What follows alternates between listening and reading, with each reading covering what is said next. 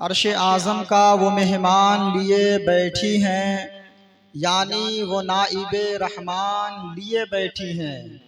اور be be مریم کو ملا صاحب انجیل، مگر آمنہ گود میں قرآن لیے بیٹھی ہے۔ آمنہ گود میں قرآن لیے بیٹھی ہے۔ رب فرماتا ہے ذالک الکتاب لا ریب فیہ، یہ وہ بلند مرتبہ کتاب ہے جس میں کوئی شک ہی نہیں۔ قرآن آخر ہے کیا؟ قرآن کہتے کسے ہیں؟ قرآن کی تعریف کیا ہے؟ علماء نے لکھا ہے قرآن کہتے کسے؟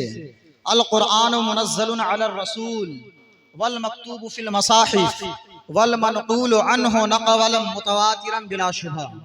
قرآن وہ کتاب ہے جو اللہ کے نبی پر نازل ہوئی، مصاحف میں لکھے گئے اور بغیر کسی شک و شبہ کے ہم تک منتقل ہو گئے۔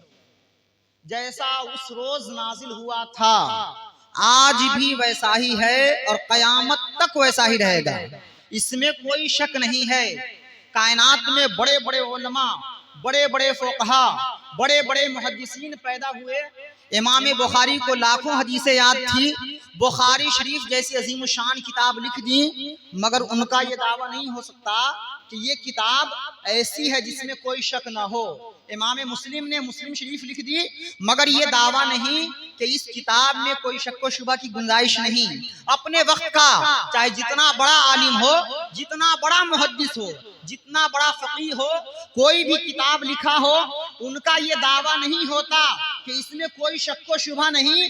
یہ کائنات کی واحد کتاب کلام الہی ہے، جو کتاب زندگی ہے، کتاب حیات ہے۔ اس کی شان یہ ہے کہ پروردگار عالم خود ارشاد فرماتا ہے یہ وہ بلند مرتبہ کتاب ہے جس میں کوئی شک و شبہ ہے ہی نہیں۔ دوسری جگہ ارشاد فرماتا وَإِن كُنتُمْ فِي رَيْبٍ مِّمَّا نَزَّلْنَا عَلَىٰ عَبْدِنَا فَأْتُوا بِسُورَةٍ مِّن مِّثْلِهِ۔ یہ قرآن جو ہم نے اپنے خاص بندے پہ نازل کیا، اگر اس میں کوئی شک ہے تو اس کی طرح ایک صورت ہی لے آؤ، اللہ کے علاوہ تمام حمایتیوں کو ملا لو، مگر نہیں لا سکتے۔ تم سچے ہو تو لے آؤ۔ ذرا دیکھیے قرآن کا اسلوب، ذرا دیکھیے قرآن کی فصاحت، قرآن کی بلاغت، قرآن کی ادبیت، قرآن کا مقام کتنا بلند ہے، کتنا عرفہ و اعلیٰ ہے۔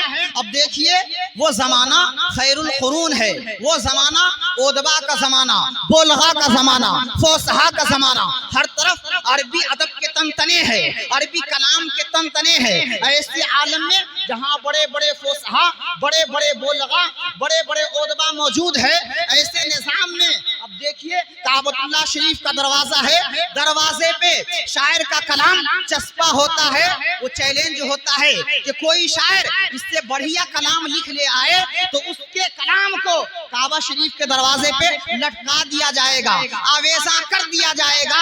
اب آتا ہے کلام الہی، اب آتا ہے خدا کا کلام، اب آتا ہے قرآن مقدس۔ ایک چھوٹی سورت ہے اِنَّا أَعْطَيْنَاكَ الْكَوْثَرَ فَصَلِّ لِرَبِّكَ وَانْحَرْ إِنَّ شَانِئَكَ هُوَ الْأَبْتَرُ۔ بڑے بڑے فصحا، بڑے بڑے بلغا، بڑے بڑے شعراء تشریف لاتے ہیں۔ چیلنج ہے کہاں؟ کعبۃ اللہ شریف کی دیوار پر چیلنج ہے، کیا؟ کلام الہیہ پر چیلنج ہے۔ کوئی اس سے بڑھیا، کوئی اس سے اچھا کلام ہو تو لے آئے، کوئی اس سے بڑھیا شاعر ہو تو لکھ لو، کوئی اس سے اچھا ادیب ہو تو لے آؤ۔ لیکن دیکھیے بڑے بڑے شعراء، بڑے بڑے فصحا جب قرآن کی آیت پڑھتے ہیں اِنَّا أَعْطَيْنَاكَ الْكَوْثَرَ فَصَلِّ لِرَبِّكَ وَانْحَرْ إِنَّ شَانِئَكَ هُوَ الْأَبْتَرُ۔ اب عالم یہ ہے چاہ رہے ہیں قرآن کی طرح کوئی سورت لکھے، چاہ رہے ہیں قرآن کی طرح کوئی آیت لکھے، مگر سب پریشان ہے، سب حیران ہے۔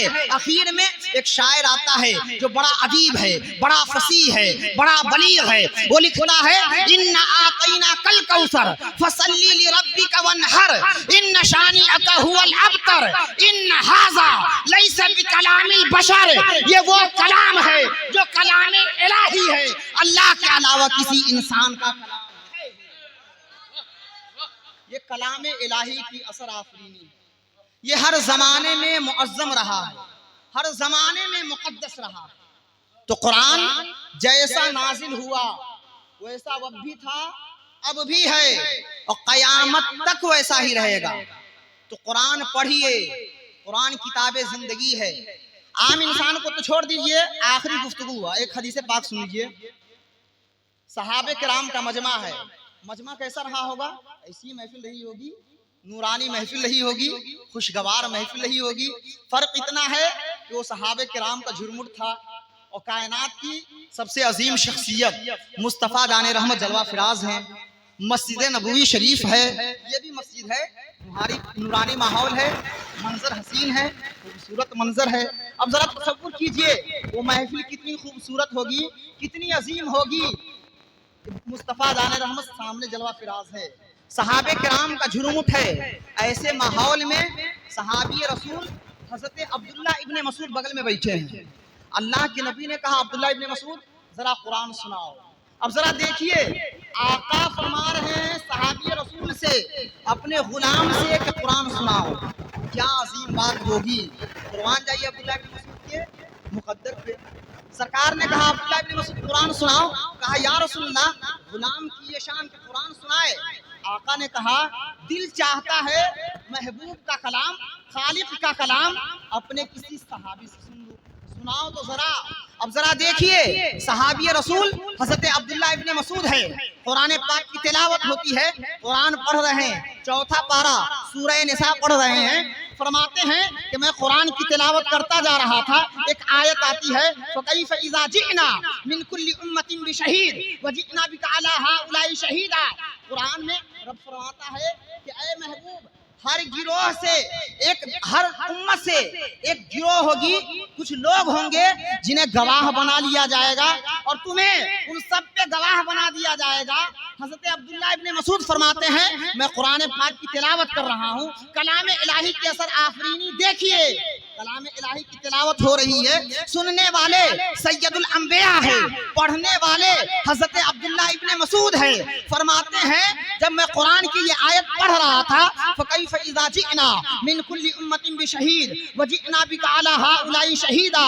میری نگاہ اوپر اٹھتی ہے تو میں دیکھتا کیا ہوں کہ مصطفیٰ جان رحمت قرآن پاک کو سنتے جا رہے ہیں اور چشمان نبوت سے اشکوں کا سیلاب بہتا جا رہا ہے. قرآن سنیے اور قرآن سنائیے بھی, یہ ذوق پیدا کیجئے. قرآن عظیم شان کتاب ہے, اس کو جتنا پڑھتے چلے جائیں گے لطف آتا چلا جائے گا, زندگی میں سرور آتا چلا جائے گا, زندگی میں تبدیلی آتی چلی جائے گی. اس لیے کلام الہی پڑھا کریں اور بڑے مبارکباد کے مستحق ہے یہ بچے, چھوٹے چھوٹے بچے دیکھ لیں قرآن کو اپنے سینے میں محفوظ کر لیے ہیں.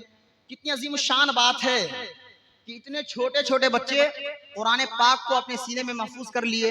اور یہ کوئی تعجب کی بات ہے نہیں, پروردگار عالم 27ویں پارے سورہ قمر میں 4 جگہ ارشاد فرماتا ہے وَلَقَدْ يَسَّرْنَا الْقُرْآنَ لِلذِّكْرِ فَهَلْ مِن مُدَّكِرٍ, کہ یاد کرنے والوں کے لیے ہم نے قرآن آسان فرما دیا. اسی کلام الہی کے اثر آفرینی ہے کہ یہ چھوٹے چھوٹے بچے حافظ قرآن بن گئے, اپنے سینے کو قرآن سے محفوظ کر لیا ہے. پروردگار عالم کی بارگاہ میں دعا ہے کہ مولا یہاں جتنے لوگ بیٹھے ہیں سب کو قرآن پڑھنے کی اور قرآن پہ عمل کرنے کی توفیق خیر سے نوازے. وآخر دعوانا ان الحمدللہ. السلام علیکم ورحمۃ اللہ.